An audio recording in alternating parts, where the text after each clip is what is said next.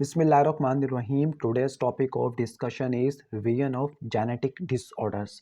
अब ये genetic disorder के ऊपर पार्ट 2 वाली वीडियो है। अगर आपने पार्ट 1 नहीं देखा तो पहले उसको देख लेना, तभी आपको ये वीडियो सही तरह समझ आएगी। वैसे फिर भी आ जाएगी अगर आप इसको देख लोगे तो प्रीवियस वीडियो के अंदर हमने क्या पढ़ लिया था, हमने म्यूटेशन की टाइप्स को देखा था और हर टाइप की स्पेसिफिक एग्जांपल भी देखी थी और इनकी जस्टिफिकेशन भी प्रोवाइड की थी।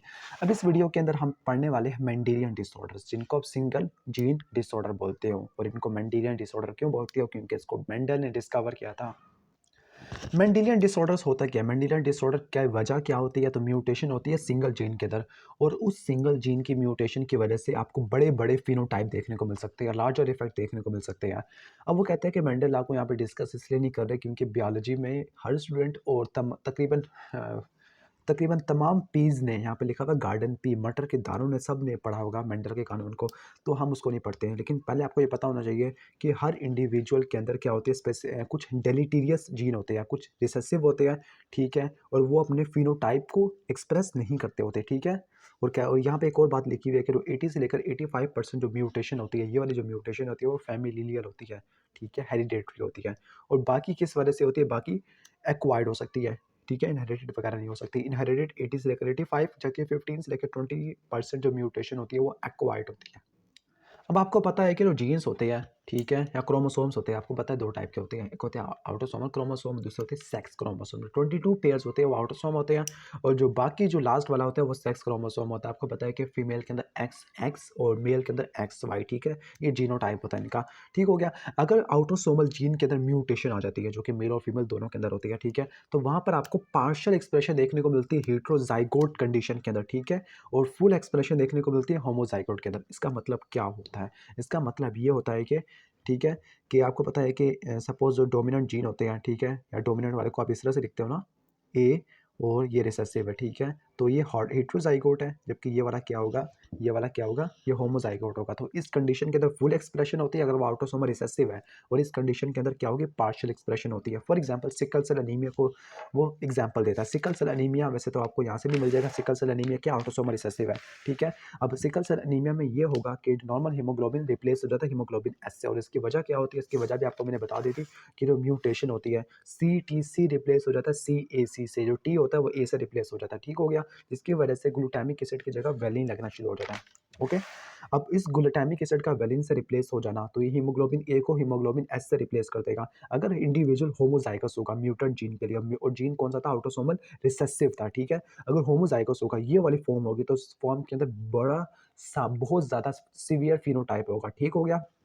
मतलब कि जो आपको क्या देखने को मिलेगा यहाँ पे, जो हीमोग्लोबिन होगा वो 100% एबनॉर्मल होगा, हीमोग्लोबिन एस वैरायटी का होगा। और यहाँ तक कि अगर ब्लड के अंदर नॉर्मल ऑक्सीजन भी आ भी जाए, तब भी ये डिसऑर्डर क्या होगा? फुली एक्सप्रेस्ड होगा, ठीक हो गया। यानी इसके अंदर आपको तमाम आरबीसीज के अंदर हिमोलिटिक एनीमिया देखने को मिलेगा, सिकल लाइक डिफॉर्मिटी देखने को मिलेगी। लेकिन हेट्रोजाइगोट कंडीशन के अंदर कहते हैं कि सिर्फ पार्शियल, यानी कि जो कुछ सेल होते हैं जो एबनॉर्मल होते हैं और कुछ क्या होते हैं? नॉर्मल होते हैं, ठीक हो गया। इस केस के अंदर क्या होते हैं? प्रोग्नोसिस के चांसेस काफ़ी ज़्यादा होते हैं। और इसको बोलते हैं, इस कंडीशन को बोलते हैं सिकल सेल ट्रेट, और इसको बोलते हैं full blown sickle cell anaemia, ठीक है। होमोजाइगोट कंडीशन को बोलते हैं कि full blown sickle cell anaemia, क्योंकि इसके अंदर सीवियर फिनोटाइप है। जबकि इस वाले को हेट्रोजाइगोट को बोले कि सिकल सेल ट्रेट, क्योंकि इस केस के अंदर कुछ ना कुछ सेल क्या होते हैं? नॉर्मल होते हैं, और बाकी सेल क्या हो गए? एबनॉर्मल हो गए। और आपको पता है कि जो आरबीसी की सिकलिंग होती है वो किस कंडीशन के अंदर होती है? जब ऑक्सीजन का पार्शियल प्रेशर कम होना शुरू हो जाता है, ठीक हो गया। ओके, तो मेंडल के जो कानून थे या मेंडेलियन ट्रेट्स थे, वो डोमिनेंट या रिसेसिव भी हो सकते हैं, ठीक है। डोमिनेंट में क्या होगा कि जो एलील्स होते हैं अपना फिनोटाइप को क्या करते हैं? ठीक है, एक्सप्रेस करते हैं, यानी जो एलील एक्सप्रेस करेगा वो डोमिनेंट है, और जो मास्क हो जाएगा वो रिसेसिव होता है। लेकिन बाज़ वक़्त ऐसा होता है कि जो दोनों के दोनों एलील्स होते हैं, वो दोनों के दोनों फिनोटाइप के अंदर कंट्रीब्यूशन दे रहे होते हैं। इस कंडीशन को बोलते हैं कोडोमिनेंस। जैसे आपको पता है कि ब्लड ग्रुप में ए और बी एंटीजन दोनों के दोनों एक्सप्रेस होते हैं। तो इसकी एग्जांपल है histocompatibility molecule, MHC1 molecule, MHC2 molecule होते हैं, ब्लड ग्रुप एंटीजन होते हैं, ये कोडोमिनेंस के अंदर आते हैं। यहाँ पे कोई डोमिनेंट, यहाँ पे कोई रिसेसिव नहीं, यहाँ पे कोई रिसेसिव नहीं होता, बल्कि दोनों ही डोमिनेंट होते हैं, दोनों ही फिनोटाइप के अंदर कंट्रीब्यूशन दे रहे होते हैं। अब यहाँ पे दो इंपॉर्टेंट डेफिनेशन आनी चाहिए आपको, एक है प्लियोट्रॉपी और दूसरा होता है जेनेटिक हेट्रोजेनिटी। प्लियोट्रॉपी का मतलब क्या है? अगर एक जीन के अंदर म्यूटेशन आती है और एक जीन की वजह से बहुत सारे एंड इफेक्ट आना शुरू हो जाती है, उसको बोलते हैं प्लियोट्रॉपी। यानी एक जीन की वजह से एक जीन की वजह से आपको 100 इफेक्ट देखने को मिल रहे हैं तो उसको बोलते हैं प्लियोट्रॉपी। लेकिन अगर 100 जीन की म्यूटेशन की वजह से एक इफेक्ट देखने को मिल रहा है तो उसको बोलते हैं जेनेटिक हेट्रोजेनिटी, ठीक है। यानी अगर एक जीन के खराब होने की वजह से आपको बहुत सारे ट्रेड्स देखने को मिल रही है तो उसको बोलते हैं प्लियोट्रॉपी। लेकिन अगर 100 जीन की म्यूटेशन की वजह से अगर आपको एक ट्रेड देखने को मिल रहा है तो उसको जेनेटिक हेट्रोजेनिटी बोलते हैं। प्लियोट्रॉपिज्म की डेफिनेशन या एग्जाम्पल के अंदर आती है सिकल सेल एनीमिया, ठीक है। सिकल सेल एनीमिया, इसके अंदर आपको डिफरेंट ट्रेड्स देखने को मिलते हैं। फॉर एग्जाम्पल क्या हो सकता है कि जो पॉइंट म्यूटेशन होती है जीन के अंदर, जो हीमोग्लोबिन ए वाले की जो जीन होता है, ठीक है, हीमोग्लोबिन ए वाला हीमोग्लोबिन एस से चेंज हो जाएगा, ठीक है। तो उसकी वजह से न सिर्फ हीमोग्लोबिन एस बनती है जिसकी वजह से हिमोलिसिस होता है, बल्कि जो एबनॉर्मल आरबीसीज होती है, ठीक है, वो स्मॉल ब्लड वेसल को जैम कर देते हैं, ठीक है। और इसकी वजह से स्प्लीन को डैमेज करना शुरू कर देगा, स्प्लीन के ब्लड वेसल को। क्या पता ना कि स्प्लीन के साइनसॉइड्स होते हैं, तो स्प्लीन के साइनसॉइड को डैमेज करना शुरू कर दे कि वहाँ पे स्प्लीनिक फिब्रोसिस हो जाएगा। फाइनली इस्कीमिया की वजह से स्प्लीन की नेक्रोसिस भी हो सकती है, बोन में चेंजेस आना शुरू हो जाती है, ठीक हो गया। तो एक जीन की पॉइंट म्यूटेशन की वजह से इतनी सारी चीज़ें आना शुरू हो जाना, एक तरफ से हिमोलिसिस है, दूसरी तरफ से स्प्लीनिक फिब्रोसिस है, ऑर्गन की इन्फेक्शन है या बोन की चेंजेस है, तो इसको बोलते हैं प्लियोट्रोपिज्म, ठीक है, प्लियोट्रोपिज्म, ओके। और दूसरी तरफ जेनेटिक हेट्रोजेनिटी की एग्जांपल क्या है, वो है चाइल्डहुड डेफनेस। और डेफनेस को करवाने वाले बहुत सारे ऑटोसोमल जीन की म्यूटेशन देखने को मिलेगी, ठीक हो गया, ओके। तो ये आपको समझ आ जाएगा। इसके अलावा जो जेनेटिक हेट्रोजेनिटी होती है वो किसके अंदर ज़्यादा इंपॉर्टेंट होती है, ना सिर्फ जेनेटिक काउंसलिंग के अंदर बल्कि ये कुछ डिजीज़ की पैथोजेनेसिस में भी देखने को मिलती है। For example diabetes mellitus. तो जेनेटिक हेट्रोजेनिटी एग्जांपल क्या होगी, डायबिटीज़ मेलाइटस है, और ऊपर वाले एग्जांपल चाइल्डहुड डेफनेस है, जबकि प्लियोट्रोपिज्म की सिकल सेल एनीमिया होती है। ओके, हम इस टॉपिक को इसलिए स्लो पढ़ रहे हैं क्योंकि काफ़ी ज़्यादा इंपॉर्टेंट है और यही वाले तो इंपॉर्टेंट है। इसके अलावा तो बाकी सारे तो कह सकते हैं कि कचरा माल है, यानी इस पे से ज़्यादा सवाल नहीं आता।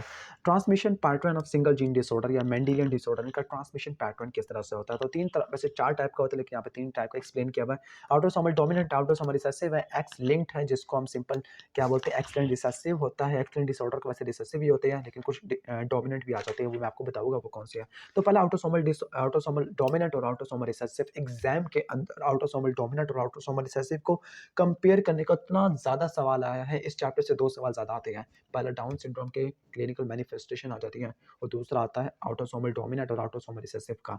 या तो कोई डिफरेंस आ जाएगा या कोई प्रॉपर्टीज दोनों में से किसी की पूछ लेगा या दोनों की में से किसी की एग्जाम्पल पूछ लेगा, ठीक है।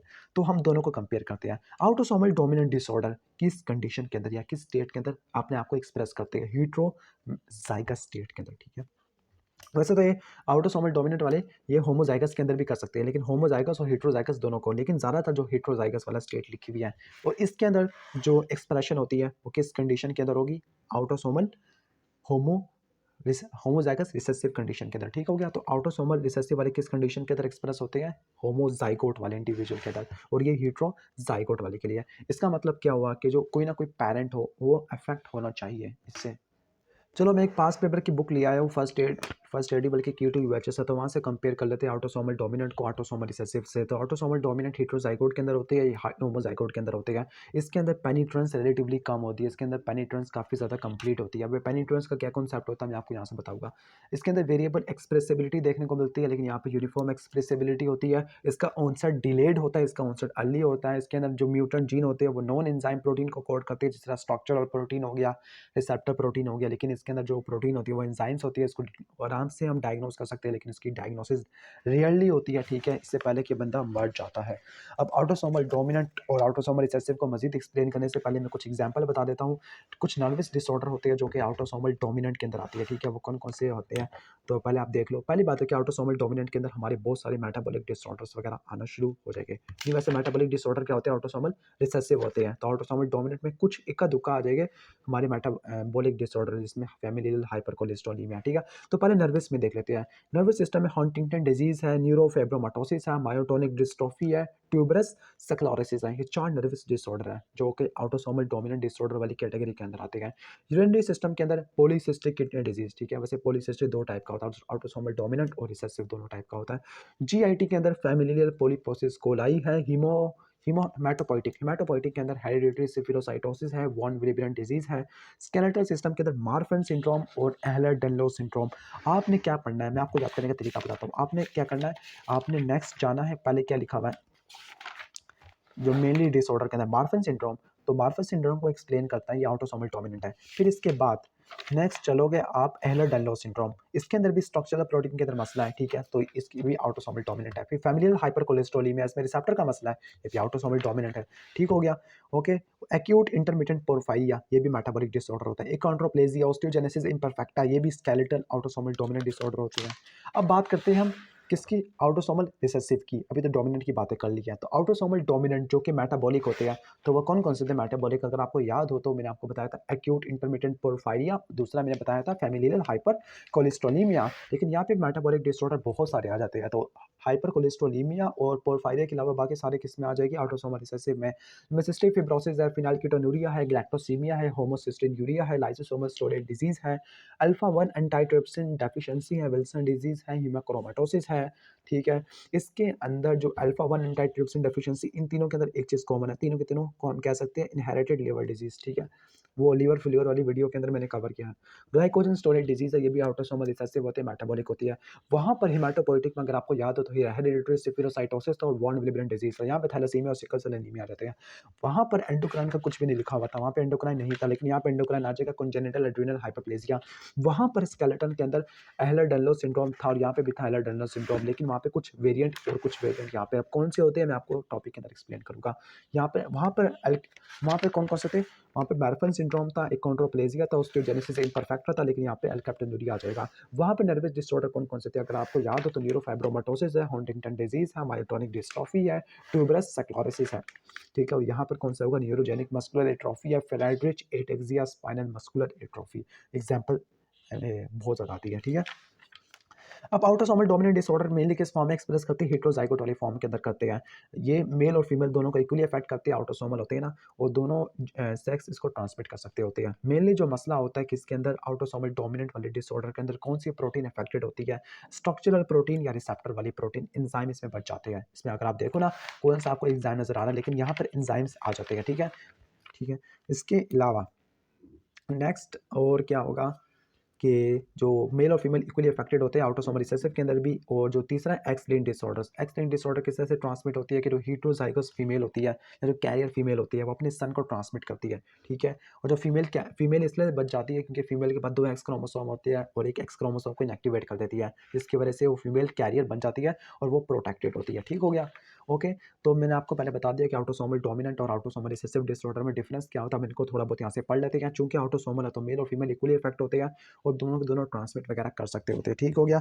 और यहाँ पे अगर आप यहाँ पे इनका क्या बनाओ कि अगर आप इनका वो वाला स्केच बनाते हो, ठीक है, इनहेरिटेंस पैटर्न वाला, तो उसके अंदर क्या होगा कि जो एवरेज चाइल्ड होगा उसके पास क्या प्रोबेबिलिटी होगी, 50% प्रोबेबिलिटी होगी, ठीक हो गया?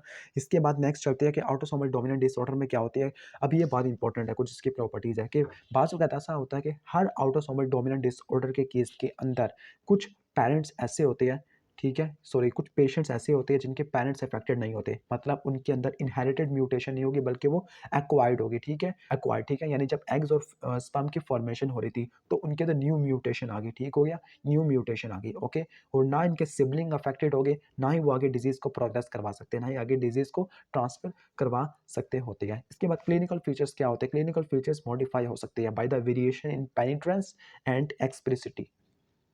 पेनिट्रेंस का क्या मतलब होता है? पेनिट्रेंस इनकम्प्लीट या कंप्लीट भी हो सकती है। अब इनकम्प्लीट पेनिट्रेंस का मतलब ये होता है कि अगर किसी इंडिविजुअल के अंदर म्यूटेंट जीन है, ऑटोसोमल डोमिनेंट जीन है, लेकिन फिर भी वो फिनोटाइपिकली नॉर्मल है, जीनोटाइपिकली तो एबनॉर्मल है लेकिन फिनोटाइपिकली नॉर्मल है, तो उसको बोलते हैं इनकम्प्लीट पेनिट्रेंस। लेकिन वहाँ पे क्या होगी? कंप्लीट पेनिट्रेंस होगी, ठीक हो गया? जैसे 50% पेनिट्रेंस का क्या मतलब है कि 50% ऐसे हैं जिनके जीन तो खराब है लेकिन वो फिनोटाइपिकली क्या नॉर्मल होते हैं, ठीक है? इसके अलावा यहाँ पे लिखा हुआ है वेरिएबल एक्सप्रेसिटी। वेरिएबल एक्सप्रेसिटी का मतलब ये होता है कि अगर 5 बंदों के अंदर ऑटोसोमल डोमिनेंट जीन में मसला आ गया, ठीक है, ऑटोसोमल डोमिनेंट डिसऑर्डर है, ठीक हो गया, ऑटोसोमल डोमिनेंट जीन है, तो हर एक के अंदर जो फिनोटाइप होगा, जो ट्रेट होगा, वो थोड़े से क्या होगा? डिफरेंट होंगे हर इंडिविजुअल के अंदर, तो उसको बोलते हैं वेरिएबल एक्सप्रेसिटी। मतलब जो जीन्स थे उसने डिफरेंट इंडिविजुअल के अंदर डिफरेंट एक्सप्रेशन किया, ठीक हो गया? फॉर एग्जाम्पल जो न्यूरोफाइब्रोमाटोसिस टाइप 1 होता है वो किसी इंडिविजुअल में क्या होगा? ब्राउनिश स्पॉट्स हो गए, किसी के अंदर मल्टीपल स्किन ट्यूमर हो सकते हैं, किसी में स्केलेटल डिफॉर्मिटी हो सकती है, ठीक हो गया? ओके, कहते हैं कि इसका जो मॉलिक्यूलर मैकेनिज्म क्या होता है वो अंडरस्टूड नहीं होता, लेकिन ये मेनली ये हो सकता है कि जो जीन्स होते हैं या एनवायरमेंटल फैक्टर्स होते हैं वो क्या करते हैं, फिनोटाइप के एक्सप्रेशन को मॉडिफाई कर सकते होते हैं। फॉर एग्जांपल जो सिकल सेल एनीमिया है, जिनमें मेन मसला क्या होता है, बीटा ग्लोबिन जीन में मसला आ जाता है, ठीक हो गया। तो उसका फिनोटाइप मेनली इन्फ्लुएंस होता है by the genotype at the alpha globin gene, क्योंकि जो अल्फा ग्लोबिन जीन वाली जो प्रोडक्ट होती है वो असल में इन्फ्लुएंस करती है कि कितना हीमोग्लोबिन बनेगा, ठीक हो गया। तो मतलब दूसरे जीन्स भी या एनवायरमेंटल फैक्टर भी उसको कंट्रोल करती है, जिस तरह इस केस के अंदर सिकल सेल एनीमिया के अंदर जो अल्फा वाले जीन्स थे वो आगे कंट्रोल कर रहे थे उसका फिनोटाइप क्या होगा, उसके अंदर नेट या टोटल हीमोग्लोबिन कितना बनेगा, ठीक है। अगर अल्फा वाले जीन भी खराब हो गए तो टोटल हीमोग्लोबिन ही नहीं बनेगा, या अगर अल्फा वाले जीन ठीक है तो हीमोग्लोबिन बनेगा या नॉर्मल बनेगा या थोड़ा सा पार्शियल बनेगा, ओके। ये एग्जाम्पल थी दूसरे जीन्स की इन्फ्लुएंस की, या एनवायरमेंटल फैक्टर की ये भी हो सकती है कि एक कंडीशन लिखी हुई है फैमिलियल हाइपर कोलेस्ट्रोलीमिया, और ये फैमिलियल हाइपर कोलेस्ट्रोलीमिया किससे इन्फ्लुएंस हो सकता है कि आप डाइट में कितना लिपिड्स ले रहे हो, कितना कोलेस्ट्रॉल ले रहे हो। जो अगर ज़्यादा कोलेस्ट्रॉल ले रहे हो, ज़्यादा लिपिड्स ले रहे हो, तो इस डिजीज़ की प्रोग्रेशन या एक्सप्रेशन रिलेटिवली ज़्यादा होगी, ठीक हो गया। तो जो एक्सप्रेशन होती है हर बंदे के अंदर डिफरेंट होना, तो वो किस पर डिपेंडेंट होती है, दूसरे जीन्स के ऊपर या एनवायरमेंटल फैक्टर्स के अंदर। दूसरे जीन के अंदर एग्जाम्पल दे दी आपको मैंने सिकल सेल एनीमिया की, और इन्वायरमेंटल फैक्टर के अंदर एग्जांपल आपने नोट करनी है फैमिलियल हाइपरकोलेस्ट्रोलेमिया की। मैं बार-बार एग्जांपल इसलिए बता रहा हूँ क्योंकि यहाँ पे छोटे-छोटे लाइन में इन्हीं जगह से एमसीक्यूज़ आना है। 6 एमसीक्यूज़ आने हैं आई थिंक जेनेटिक्स से, और एससीक्यू भी यहीं से आना है। तो मैं आपको ध्यान-ध्यान से बता रहा हूँ, वन लाइन बाय लाइन पढ़ के बता रहा हूँ, इसलिए वजह से आप वीडियो को सुकून से देख लेना, ठीक है? और स्किप ना करना। ऑनसेट क्या होता है इनका? ऑनसेट काफ़ी ज़्यादा डिलेड होता है, ठीक है? जिसकी वजह से इनको डायग्नोस करना काफ़ी ज़्यादा आसान हो जाता है, यानी इनको क्लिनिकली हम डायग्नोस या डिटेक्ट कर सकते होते हैं, ठीक है। जैसे यहाँ पे एग्जांपल दिया हंटिंगटन डिजीज़ की, ओके। अब इसका मॉलिक्यूलर मैकेनिज्म क्या होता है ऑटोसोमल डोमिनेंट डिसऑर्डर का, तो वो डिपेंड करता है कि म्यूटेशन की नेचर क्या है और प्रोटीन कौन सी अफेक्ट हुई है, ठीक हो गया। यानी जो जीन्स में मसला आ गया, तो जीन्स में मसला आने की वजह से जीनोटाइप किस तरह से फिनोटाइप कॉज करवा रहा है। तो बहुत सारी जो म्यूटेशन होती है, उन म्यूटेशन की वजह से जो जीन के प्रोडक्ट होती है, जीन के प्रोडक्ट क्या होती है, प्रोटीन होती है ना, या तो प्रोटीन की तादाद या प्रोटीन की फंक्शनल एक्टिविटी ये कम हो जाती है, ठीक हो गया, ओके। अब चाहे म्यूटेशन डोमिनेंट डिसऑर्डर की है या रिसेसिव डिसऑर्डर की है, डोमिनेंट है या रिसेसिव है, ठीक है। अब वो ये डिपेंड करता है उसका फिनोटाइप कि जो रिमेनिंग कॉपी कैसी है, ठीक है, रिमेनिंग कॉपी है या नहीं, जो कंपनसेट करने के लिए काम आएगी। किस तरह से इसकी एग्जांपल मैं देता हूँ, ओके। जैसे अगर आप यहाँ पे देखो कि कुछ डिजीज़ ऐसे होते हैं, फॉर एग्जांपल जो फैमिलियल हाइपर कोलेस्ट्रोलीमिया में क्या होता है, एलडीएल रिसेप्टर्स क्या होते हैं, डीजनरेट हो जाते हैं या बनते नहीं है। अगर 50% एलडीएल रिसेप्टर का लॉस होगा तो उसकी वजह से क्या होगा, कोलेस्ट्रॉल का लेवल प्लाज्मा में काफ़ी ज़्यादा हो जाएगा, जिसकी वजह से थीरोस्क्लेरोसिस हमें अफेक्टेड हेटेरोजाइगोट के अंदर देखने को मिलती होती है, ठीक है।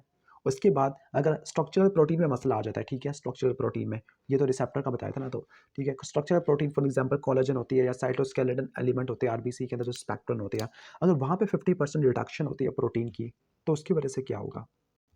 अब वहाँ पर जो 50% प्रोटीन के रिडक्शन की वजह से एब्नॉर्मल फिनोटाइप देखने को मिलता है। अब असल में वजह ये होती है कि वहाँ पर एक जीन एक पॉलीपेप्टाइड को कोड करता है, और कोलेजन के अंदर 3 पॉलीपेप्टाइड चेन होती है। अगर एक पॉलीपेप्टाइड वाली चेन खराब बनेगी, एक जीन के अंदर मसला आ गया, बाकी 2 वाली नॉर्मल बन रही है, तो जब वो दोनों वाले से मिलेगी, 2 नॉर्मल से मिलेगी एक एब्नॉर्मल, तो उनके स्ट्रक्चर को भी खराब कर देगी, उनके सिमेट्री को भी खराब कर देगी। इसका मतलब क्या हुआ कि अगर एक सिंगल म्यूटेंट कोलेजन चेन है, तो वो बाकी सारे ट्राइमर को जो उसके पॉलीपेप्टाइड हेलिक्स होता है, ठीक है, ट्राइमर्स होते हैं, उनके फॉर्मेशन को ब्लॉक कर देगी, और इस कंडीशन को बोलते हैं हम डोमिनेंट नेगेटिव, ठीक हो गया। डोमिनेंट नेगेटिव का क्या मतलब हुआ कि खराब एलील ने जो प्रोडक्ट बनाई, उस प्रोडक्ट ने नॉर्मल एलील के फंक्शन को भी क्या कर दिया, खराब कर दिया, और ये भी आपको देखने को मिलता है ऑस्टियोजेनेसिस इम्परफेक्टा में भी देखने को मिलता है, ठीक है। तो ये हो गया लॉस ऑफ फंक्शन म्यूटेशन। अब इसके अलावा कुछ गेन ऑफ फंक्शन म्यूटेशन भी हो सकती है। अब गेन ऑफ फंक्शन म्यूटेशन के अंदर क्या होगा, प्रोटीन का फंक्शन कुछ ज़्यादा हो सकता है, एंजाइम की एक्टिविटी किसी की ज़्यादा हो सकती है, या किसी की ऐसी एक्टिविटी हो सकती है जो उससे पहले एग्जिस्ट ही ना करती हो, ठीक हो गया। जैसे एग्जांपल दी हुई है हंटिंगटन डिजीज़ की। हंटिंगटन डिजीज़ में ये होगा कि ट्राई न्यूक्लियोटाइड रिपीट म्यूटेशन आ जाएगी, CAG इतना सारा हो जाएगा कि जो एब्नॉर्मल प्रोटीन बनती है हंटिंगटिन, वो एब्नॉर्मल प्रोटीन के पास कुछ ज़्यादा ही टायरोसिन अमाइनो एसिड होते हैं, तो वो न्यूरॉन को डैमेज करना शुरू कर देते हैं और न्यूरोलॉजिकल साइन सिम्पटम आना शुरू हो जाते हैं। तो ये example they the gain of function mutation की, और ये 3-4 example they the loss of function mutation की, और जो मॉलिक्यूलर मैकेनिज्म होता है वो नेचर ऑफ म्यूटेशन या टाइप ऑफ प्रोटीन अफेक्टेड के, प्रोटीन स्ट्रक्चरल प्रोटीन अफेक्ट होती है और दूसरा रिसेप्टर्स वाली प्रोटीन अफेक्टेड होती है, ठीक हो गया। तो आपने इसको सुकून से टॉपिक को पढ़ना है, अच्छे तरीके से पढ़ना है। इसके बाद चलते हैं ऑटोसोमल रिसेसिव। तो ऑटोसोमल रिसेसिव क्या होते हैं, सबसे लार्जेस्ट कैटेगरी के होते हैं। अगर आपसे पूछे ज़्यादा डिसऑर्डर कौन से होते हैं, ऑटोसोमल डोमिनेंट या ऑटोसोमल रिसेसिव, तो आपने बोलना ऑटोसोमल रिसेसिव, ठीक हो गया। इसके अंदर क्या होगा, दोनों के दोनों अलील्स को म्यूटेट होना चाहिए, ऑटोसोमल रिसेसिव फॉर्म के अंदर होना चाहिए दोनों अलील्स को, ठीक हो गया। अब नॉर्मली ये ट्रेट क्या करता है, पेरेंट्स को अफेक्ट नहीं करता होता, लेकिन सिबलिंग के अंदर डिजीज हो सकता है, और 25% क्या होती है, प्रोबेबिलिटी होती है, ठीक है। ओके, अगर म्यूटेंट जीन क्या होता है, यहाँ पर लिखा हुआ है कि वैसे ये लाइन इतनी इंपॉर्टेंट नहीं है। अब इसके कुछ इंपॉर्टेंट प्रॉपर्टीज़ को देख लेते हैं। कहते हैं कि सो जीन की जो एक्सप्रेशन होती है यूनिफॉर्म होती है। मिसाल के तौर पर क्या हुआ कि अगर 5 बंदों के अंदर ऑटोसोमल रिसेसिव है, तो उन सब के अंदर जो क्लिनिकल साइन सिम्पटम आएंगे वो तकरीबन सिमिलर होंगे, यानी इस केस के अंदर वेरिएबल एक्सप्रेसिटी नहीं होती। वहाँ पर इनकम्प्लीट पेनिट्रेंस थी, यहाँ पे कंप्लीट पेनिट्रेंस होती है। उसका ऑनसेट लेट था, इसका ऑनसेट अर्ली होता है। चूँकि उसका ऑनसेट लेट होता था तो उसको डायग्नोस या डिटेक्ट कर लेते थे, लेकिन इसका ऑनसेट इतनी जल्दी हो सकता है कि हम इसको पहले से डिटेक्ट या डायग्नोस नहीं कर सकते, ठीक हो गया। ओके, इसके बाद लिखा हुआ है कि जो म्यूटेंट जीन होते हैं वो किसको कोड करते हैं, एंजाइम्स वगैरह को कोड करते हैं, जबकि इस केस के अंदर जो प्रोटीन अफेक्टेड होती थी वो एंजाइम नहीं होते थे, बल्कि स्ट्रक्चरल या रिसेप्टर्स वगैरह की हो जाती थी, ठीक हो गया। ओके, अब ऑटोसोमल रिसेसिव के अंदर कहते हैं कि तमाम इनबॉर्न एरर ऑफ मेटाबॉलिज्म आ जाती है। अब इसके बाद x link disorders. X link disorders क्या होते हैं, जो एक्स क्रोमोसोम के ऊपर होते हैं। आपको पता है कि जो फीमेल के पास 2 एक्स होते हैं और मेल के पास 1 होता है एक्स, यानी अगर मेल के पास अगर एक खराब जीन आ गया तो वो अफेक्टेड हो जाएगा, लेकिन अगर फीमेल के पास 1 आ जाता है तो फीमेल के पास 2 होते हैं एक्स क्रोमोसोम, और एक को इनएक्टिवेट कर देती है, ठीक है, जिसकी वजह से वो बच जाती है, वो कैरियर कैच होता है, ठीक है। और ये अगर कोई मेल अफेक्टेड है तो वो अपने डिजीज़ को नेक्स्ट जनरेशन तक या अपने सन तक इनहेरिटेट नहीं कर सकता, अपने सन तक ट्रांसमिट नहीं कर सकता। क्यों? क्योंकि मेल के पास तो मेल सिर्फ वाई देता है, ठीक है, सन को एक्स तो देता ही नहीं है, ठीक है। तो x linked disorders, x linked होते हैं सारे सारे क्या होते हैं, रिसेसिव होते हैं, लेकिन 2 के अलावा विटामिन डी रेजिस्टेंट रिकेट्स है और दूसरा है एल्पोर्ट सिंड्रोम, ये एक्स लिंक्ड डोमिनेंट होते हैं। ये वाली बात सिर्फ बिग के रॉबिन के अंदर है, मिनी के अंदर या मीडियम रॉबिन के अंदर नहीं लिखी हुई, तो आप इसको लिख लेना। एल्पोर्ट सिंड्रोम और दूसरा होता है विटामिन डी रेजिस्टेंट रिकेट्स होता है। अब यहाँ पे लिखा हुआ है कि जो एक्स लिंक्ड डिसऑर्डर्स होती है, एक्स लिंक्ड होते हैं, रिसेसिव होते हैं, ठीक है। मेनली क्या होती है कि जो जीन्स होती है कहाँ पे पड़ी होती है, स्पेसिफिक रीजन ऑफ वाई के ऊपर होती है। जो जीन्स होते हैं ना वाई के ऊपर, वो किससे रिलेटेड होते हैं, स्पर्मेटोजेनेसिस से होते हैं। क्योंकि एक तरफ से अगर हम एक्स लिंक डिसऑर्डर्स पढ़ रहे हैं तो वाई लिंक डिसऑर्डर की तो पढ़ना चाहिए ना, लेकिन जो जीन्स होते हैं ना वाई क्रोमोसोम के ऊपर, वो स्पर्मेटोजेनेसिस से रिलेटेड होते हैं, और अगर में म्यूटेशन आ जाए तो इनकी वजह से इनफर्टिलिटी आ जाती है, और इनफर्टिलिटी आ जाएगा तो फिर नेक्स्ट जनरेशन तक डिजीज पहुंचेगा नहीं, तो वाई लिंक इनहेरिटेंस एग्जिस्ट ही नहीं करती, ठीक हो गया। अब एक्स लिंक्ड रिसेसिव इनहेरिटेंस का क्या मतलब होता है, इसमें क्या होगा कि जो क्या होगा कि जो एक्स क्रोमोसोम होता है वो आगे ट्रांसमिट करेगा। यहाँ पे एक बात देखिए कि जो वाई क्रोमोसोम होता है वो एक्स क्रोमोसोम से होमोलोगस नहीं होता, ठीक है। इसका मतलब क्या हुआ कि एक्स क्रोमोसोम के अगर कोई म्यूटेंट जीन होता है तो उसके कोरिस्पॉन्डिंग अलील वाई के ऊपर नहीं होते, तो कंपनसेशन नहीं देखने को मिलती मेल के अंदर। मतलब अगर मेल के अंदर एक भी खराब आ गया तो वो उड़ जाएगा, तो मेल हेमी जाइगस होता है, ठीक है, हेमी जाइगस होता है, हेमी हाफ, ठीक है, हाफ अलील्स होती है एक्स क्रोमोसोम के ऊपर, जबकि फीमेल क्या होती है, होमोजाइगस होती है, ठीक है, दोनों एलील्स होते हैं दोनों एक्स क्रोमोसोम के ऊपर। हाँ, एक बात है कि वो एक्सप्रेस नहीं हो पाते। अब यहाँ पे एक बात लिखी है कि जो अफेक्टेड मेल है वो ट्रांसमिट नहीं कर सकता अपने बेटों तक, क्योंकि मेल क्या देता है, अगर यहाँ पे लिखे एक्स एक्स एक्स वाई, ठीक है, तो मेल अपना वाई वाला देता है। अगर नेक्स्ट जनरेशन में अगर सन ने अगर क्रिएट होना है, ठीक हो गया, तो सन में जाता है वाई क्रोमोसोम मेल की तरफ से और फीमेल की तरफ से एक्स आएगा, ठीक हो गया। लेकिन डॉटर क्या हो जाती है, कैरियर हो जाती है। तो ये डिजीज किस तरह से जाता है, हेट्रोजाइगस फीमेल से जाता है किसके अंदर, सन के अंदर, और फिर वहाँ से जाएगा डॉटर कैरियर बन जाएगी, फिर वापस से वो सन के अंदर आ जाएगा। अब जो हेट्रोजाइगस फीमेल है उसके अंदर इसलिए नहीं होता क्योंकि इसके बाद 2 एक्स क्रोमोसोम होती है, एक की रैंडम इनएक्टिवेशन होती है, ठीक है, और इसको हम ज़्यादा एक्सप्लेन करेंगे एक्स एक्स क्रोमोसोम वाले टॉपिक के अंदर, ठीक हो गया।